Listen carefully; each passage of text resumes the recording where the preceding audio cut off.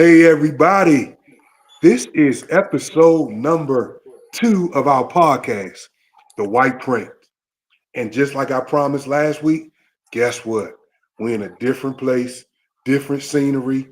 This time, we are in the Laundromat. We're about to have a state-of-the-art laundromat here in West Baltimore, in Baltimore, Maryland. Because I know my Oh podcast wow, goes all across the world. So that's we are right, in Baltimore, Maryland. Hey, I got my main man, Mr. Long, with me today. How you doing, Mr. Long? man. I'm blessed. I'm blessed and thankful to be here on this evening, on tonight, and I'm excited about episode 2 of the White Print. This Hey, is a hey. very state of the art type of podcast because Yes, it's sir. not something typical. It's out the box. Yes, And sir. let me tell you about Coach White. He is giving you very valuable information that most people will not give you. He's been there, done that. He's letting you know about the ins and out of business. Some things that, mistakes that he might have made in business, he's trying to help you to avoid it. Yes, sir. But he's doing very well now. He's had runs many successful businesses, and he's giving you, the ins and out of business and what to do and what not to do. And that is very, very valuable. It's invaluable what he Ye- does, and I commend you. And Hey, man. I just I want, bless God for you. I just want to bless people on business, keeping their faith up, That's right. not giving up on their dreams. Because, like I said last week, I had a lot of failed businesses, but look, God has put me in a place where, you know, He's put me on the right track and I owe it all to Him. Bible said there's no respect to person, but I thank God that He chose That's me to teach you about business and about life and about different things that I can help you with along the way, even my business journey. So today is so you think you want to open a laundromat. wow. And everybody's dream is like, oh, I want to do a laundromat. Oh, I want to do Right. this Hmm. business. Well, tonight, we're going to dig into it tonight for a few minutes. And I hope this podcast go miles and miles around the world so that people that's inspiring to do something. Look, the task is hard. It ain't nothing easy about starting a laundromat. I mean, but I'm going to give you some things I did. I'm going to give you some do's and don'ts, some stuff I regret. Um, and you're going to learn stuff tonight about business, period. Not just about the laundromat business, but about business, period. So, Mr. Long, give me some questions We, that for yeah, these people. we gonna jump right into it. I know that the topic of episode 2 is, so you think you want to open a laundromat. Now, with that being the topic, I'm going to ask you the question: what inspired you to want to open a laundromat? The same thing it got people saying I want to open a laundromat because it's so much passive income. It's Right. passive income. The laundromat business is passive income. If you understand what passive income is, you can be a semi-absentee or absentee business owner. What that means is semi means you can come twice a week, 3 times a week, Hmm. or absentee means I can be in my favorite part of Florida, Tampa, and run my business through my iPad and one attendant. I'm not Wow. here. That's absentee. I'm not here. So That's the right. way the way the laundromat business now is, these machines that you see in the background, they are state of the art machines where I can take my phone or my tablet, I can troubleshoot, I can start and stop the machines. I can be in Hmm. Paris, I can be in Africa on a safari. As long as I got Wi-Fi service, I can control these machines. So why did I Wow. get into the business? I got into the business because laundromats make money. Plain That's and right. simple. They make money. And I'm feeling the need. Now, here it is, everybody. You got to be able to feel a need to where you put the laundromat. See, you can't just open a laundromat in Bethesda, Maryland or Potomac, Hmm. Maryland, right?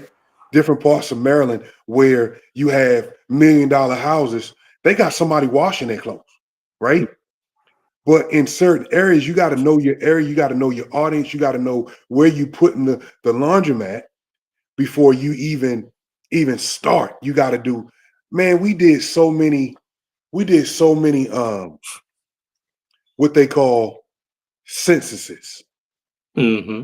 where we said how many people in a 1 mile radius, 2 mile radius, 3 mile radius, how many laundromats in a 1 mile radius, 2 mile radius, 3 mile radius. It's so much work into planning a laundromat. So I went over the top that question. Why did I start? I started because it makes money, and I'm feeling the need for my neighborhood.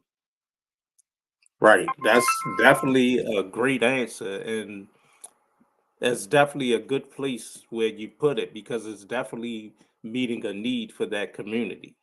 Because Yeah, you have people who may not have a washer and dryer in their house, and you may have seniors who really can't travel too far, who need their stuff washed and need to be able to get to somewhere that's really close. yeah, and so the thing about it is, you got to understand something. North Avenue was one of the major bus hubs in Baltimore City, right? Yep. So we found the major bus hubs, right? And there is not one laundromat that's open on North Avenue, east or west, but Modern Spin, and that's going to be us. Now, they might open, I think they might open one up on Harford Road in the old Walgreens right there, but Yeah. they're feeling the need. But that's East Baltimore. Yep. That's east. I'm in West Baltimore. So now I can use this service for Coppin students. I can use this service Yep. for Micah, Maryland Institute of Art, College of Art. Yep. We can do so many different things with this service, the laundry service. So you have to make sure if you start any business, all my people out there, if you start any business, the business has to feel the need of the community before you think for one moment that you're going to be able to say, oh, I'm gonna make millions of dollars. You can't. You got to make sure that Right. the business that you're doing is going to fill the need or fill the gap in the community. That's how you make your money. If it doesn't fill the need in the community, you won't, or it doesn't fill the need in the infrastructure, or the economy doesn't fit that business, you won't Mhm. make any money. You got to make sure that whatever you're doing in business, whether it's your passion, whether whatever, and you're going to be a brick and mortar. I ain't talking about a stationary business. I'm talking about a That's brick right. and mortar business where your business is going to be stationary. It has to fill a gap or a need in that community. Period. So that's something that you got to understand. If it doesn't fill the need in the community and you're a stationary business, you're going to struggle. I mean, now we got the internet, Right. and unless you're doing something where you can ship a product or you got a viral product like food or something that they'll travel across town just to get that fish Right. sandwich, like at the special fish sandwich at the Wing Wagon. Oh, selfless plug. Sorry about that. But but you understand what I'm saying? But I can't ship anything. I can't ship anything here. This is a stationary business. So it has to fill the need. It's nothing that I can Amazon. It's nothing that I can Right. mail. It has to fill the need. It has to fill the void. It has to fill the gap. It has to make sense for the community. Wherever you place a laundromat, it has to make sense. And this is how I can tell that you really did your homework on, filling the need for the community because there was one laundromat in West Baltimore, I believe on believe that's Linden and it was Linden and North Avenue. It was Okay. West, but they're closed. Okay. Yeah. Yeah. Yeah, Yeah. they closed Yeah. down. It was one on Ruxton. He's about done. You know what I'm saying? So, like I said, state of the art machines make sense. You don't want Yeah, to put anything old. You don't want to give your community second hand stuff. You want to come out strong in anything you're doing when you're feeling the need for the community. that's right. And you're moving into the state of the art equipment. Now, I'm used to the old. I remember the old school machines and stuff like that, the ones that used to take your quarters.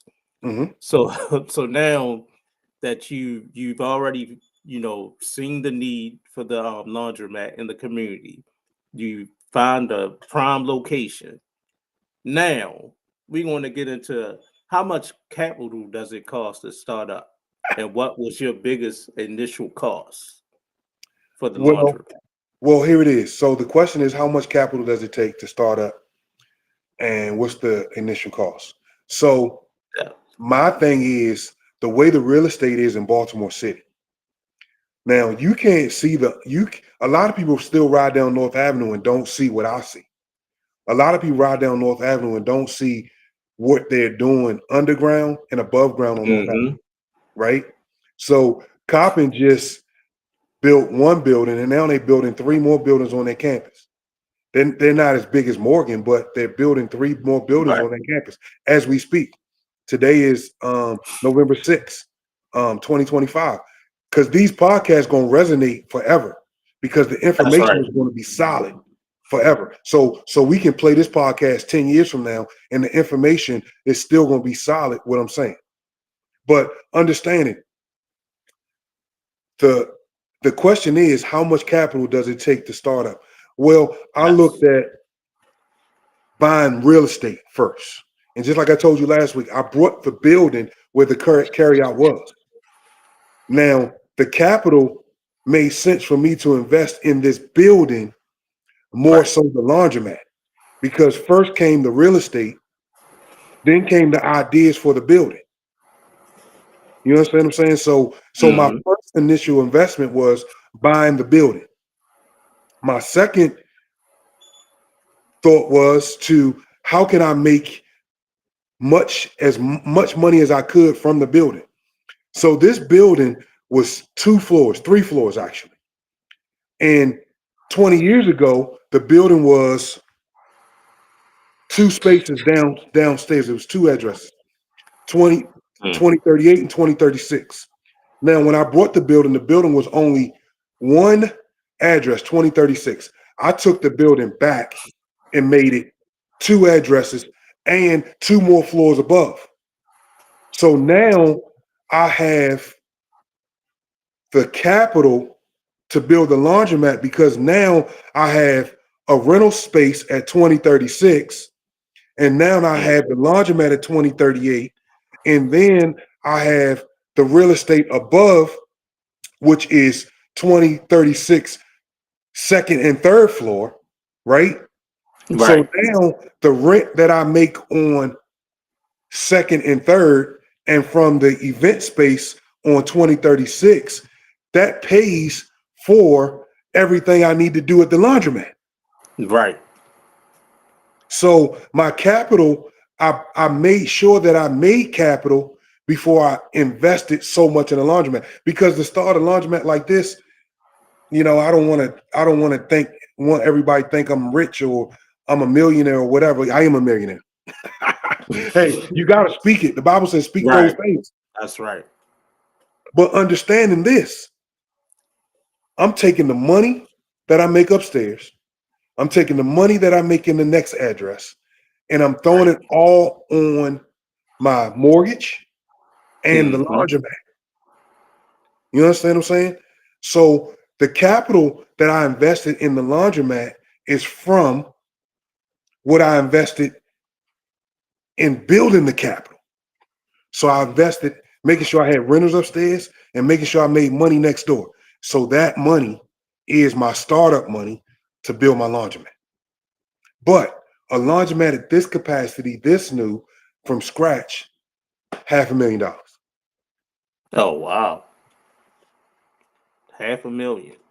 I'm telling y'all raw numbers. I No, shouldn't I even I know I that's shouldn't even be telling these right. people these raw numbers like this, but it's a half Right. a million dollars to build a laundromat at something like this. $500,000. Now, mind you, I brought the building for 250,000, right? Mm-hmm. But now with everything done, the building is worth 1.2 when you're done with the laundromat. Yep. So now I can, and I know I'm cutting the question all up. Now, Now you good. You good. once you have equity, now you can refinance the building at a low mortgage, right? Put the money you spent doing everything back in your pocket. And now the laundromat is paying the loan. Wow. So now I'm putting Y'all hearing this? the laundromat pays everything now. I put my money back in my pocket because now I bought a building for $250,000. I remodeled the whole first floor with 2 addresses. Remodeled the Uh-huh. second and third floor. Well, now we have tenants upstairs, right? So now I refinance the building. That pays for the laundromat, pays me back. Now the Mhm. laundromat pays for everything. And I put my money back in my pocket. I'm going on to my next project now because now I have a GC here, but I'm here every day. But I have a GC here doing the project. Now I'm looking for the next laundromat because I put my money back in my pocket. Right. So now let's do this. You see this laundry? You see this right here? You can hear me. Now Yeah. I'm rinsing and repeat. I'm rinsing and repeat. We're in a money That's cycle now. We're in a money cycle. So this now good information right here. Yeah. So now, if you ask me what's my biggest initial cost, is acquiring the building was Yeah. the biggest cost. See, I'm not renting any buildings. I'm acquiring the buildings, putting the money Right. into it, taking the equity out, putting it back in my pocket, doing other stuff with it, and letting the cash cow, which is the laundromat, pay for everything now. I'm going on to the next. On to the next. Yeah. So Wow. my biggest cost is buying the building, The buying the real building. estate, and making sure the real estate has stuff in it to make money. It's a money cycle. It's a money cycle. On one of my other YouTubes, go to my YouTube channel, LC White Investor, everybody. And I'm talking about money cycling. So get into business that's going to recycle money. Like I'm into the party business. I rent chairs, tables, tents, moon bouncers. Guess what? That one chair is going to keep on recycling itself. This one wash machine and dryer combo is going to keep on recycling itself Yeah. every day. Every day. Long as it's turning, it's recycling the money. Boom, boom, boom, boom, boom. So the question is, the biggest cost was acquiring the building and letting the cycle do what it does.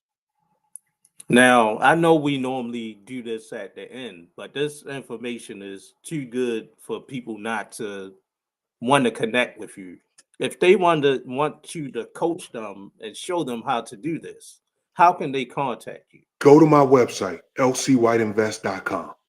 lcwhiteinvest.com. Go to my website. Right there. Man, I'm putting this website together where you can even buy one of my books, 6 Steps to Entrepreneurship. I mean, we are going to the next level in everything we're doing, and we want That's to make right. sure that we're not leaving anybody out. You might never want to talk to me, but you can download the books right from my website. You can download the books right from my website. I promise you, the books has some good. It's a workbook. It has some good information in it. It's going to bless you. I promise you, it's going to bless you. Like I said, and I want to make this public service announcement. I owe everything to God. Amen. That's it. Amen. Next question. Now, when you're opening up a laundromat, Mhm. what type of business structure would you use for that and why? So I am doing a foreign LLC. So we set up LLCs in Utah and Delaware, different places like that have a different structure where they have to dig down real deep. And then we set up a foreign entity in Maryland. Good Oh God wow. Almighty. That's a whole That's all. man, that's deep right there. But what happens is, remember, here it is. A lot of times, a lot of times we have to cut our liability down because remember, there's a lot of water spots in the laundromat. Right. So you want to make sure that you want them to drill down deep, deep, deep to find the owners of your business. Because everybody always say, well, I own this and I own that. I'm only talking on the podcast. But when you see me in public, I don't even, only if it's somebody that I really know or people that I Hmm. like or people that I'm teaching, I show them what I do. But regular people that don't know entrepreneurship and don't understand and don't have any skin in the game, because a lot of people that know me, I talk about skin in the game. I don't show people stuff unless they have skin in the game, unless they have something to lose. You know what I'm saying? Right. Because if you have a business and you got to understand, people that don't have anything to lose in business, you look like a mark sometimes, right? So they come into Right. the laundromat, slip and fall, wasn't even wet. Right. You know what I'm saying? So we have to also understand the liabilities of every business that we get into. Everybody want to cook. Oh, I baked some cookies. Somebody gets sick. The restaurant, you know, is a number that they can call to just direct you to about restaurants for the city. You know what I'm saying? It's a number Right. they can call, just direct you about slipping. It's so many. So we have to Mm. make sure that we protect ourselves in business. So you said what structure? So that a regular person has to dig down. Now, attorneys are smart. So when you get to this level, you got to have an attorney on retainer, you know, Right. because That's right. sometimes somebody can dig into a structure because that's what people do. So the thing about it is also is a blessing to have a business, but then at the same time, That. it's Yeah. still some things that you're not there all the time. You might be an absentee owner where, you know, quite frankly, your employees are a risk sometime to you. You know, so the Hmm. structure has to be deep, has to be set up in a lot of different ways where you protect your assets and your family.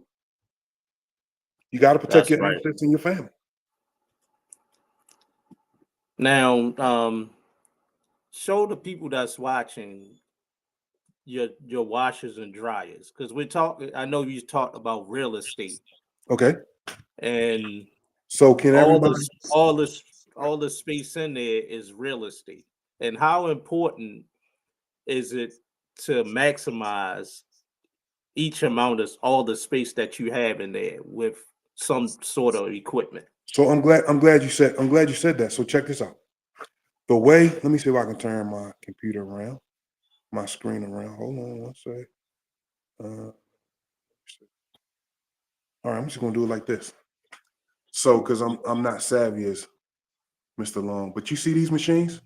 Yes, we can see it. So the way the machine set up, we did all of them on one row, right? Because we Hmm. wanted to maximize the space. So what we did was we did stacks. So we had the bigger dryers and washers down that way when you first walk in. Because when you first walk in, you want to have your money makers. When you first Right. walk in, you want to have your money makers all the way to the back. So when they walk in the That's door, right. you want your money makers first, and you want your smaller machine second. You want to have your cash machine up front where you want everything accessible that's going to make you money up front. Okay. That's right. So we had the bigger machines up front, and what we did stack washers and dryers. That way it's easy for us to get more room in here, you know, instead of having dryers on one side of the wall, washers on the other side of the wall. We did it this way so we can consume space and then have more folding tables over here on this side of the room. Um, uh, Tables where you can actually have USB, where you can charge your phones, your Oh, laptops, different things like that. So you got to be strategic when you're setting up any business that you're doing. You got to make sure that you take the time and the energy to make sure that it's making you money. that's right. Because at the end of the day, a lot of people say my passion is baking cookies. I don't have a passion. My passion is making money. But at the same time, my goal is to bless the community in my money making. You That's understand what right. I'm saying? So my passion is making money. My passion is being an entrepreneur. My passion is speaking life into people's businesses. You know what I'm saying? Life into their dream. That's my passion, right? But in making money, but at the same time, when you talking about baking cookies is your passion, and you ain't worried about making money, well, you're just doing a hobby. Right. There's a hobby. Baking cookies is your hobby. If you ain't making no money off of it, off your passion, it's a hobby. You just love to do it. But when you serious about making money and it's life changing for your family, like if you got a family member or you got family and y'all dreaming about stuff, have meetings, sit down and say, we got to do this. Call me up. Right. I'll consult you. Now, everything I'm doing is not free. You know, Right. I'm showing you stuff on this podcast so you can get an idea, so you can be ready. So when you call me, hey, I know what I want to do, and we're gonna walk you through it, right? So, That's right. so, so, like I said, I want to be able to help people in taking their passions and making them money. You know what I'm saying? Because your passion has to make you money, I believe. But everybody don't have my I belief. agree with you. I mean, like I said, I'm just talking straight up, man. I'm talking how I do it. Everybody is different. You know what I'm saying? But hey, man, you gotta maximize your because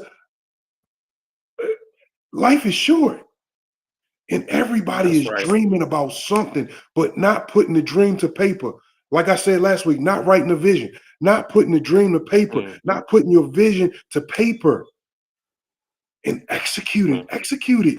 Stop talking about it. Stop talking about your dream. Stop talking about your idea.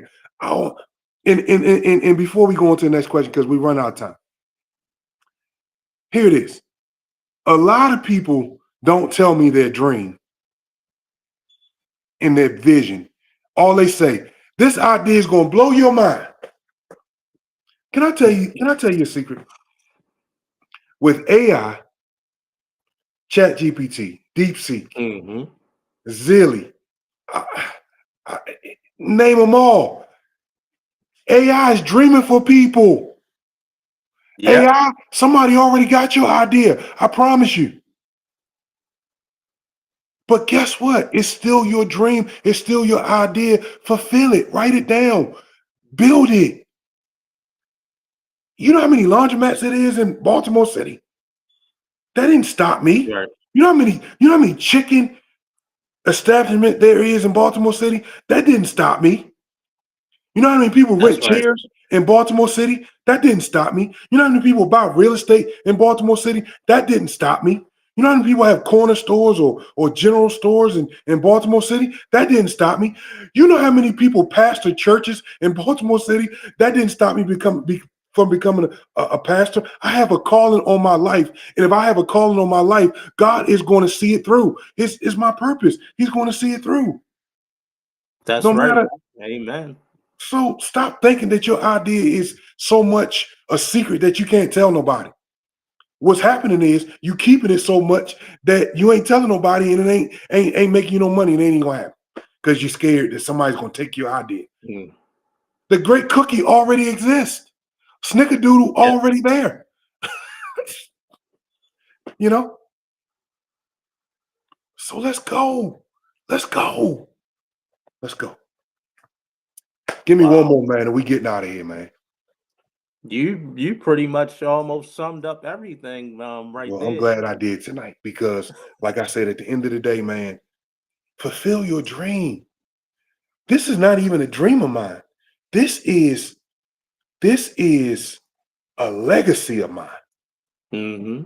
Remember this. It's not a dream. It's for legacy. Again, the Bible says a wise man leaves what? An inheritance. Heritage. This is going this is going to my kids and my Right. grandkids. You ever see the Rockefellers? They have endowments. They have hedge funds. They have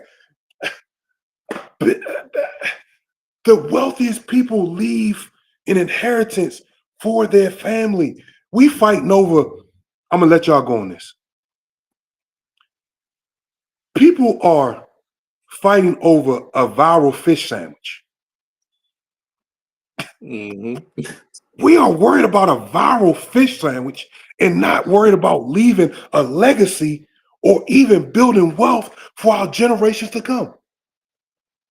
We're looking at That's we right. we got to be careful that we're not inside that social media and the internet consumes us so much that we miss what our purpose should be as entrepreneurs and different things like that. AI helps me tremendously.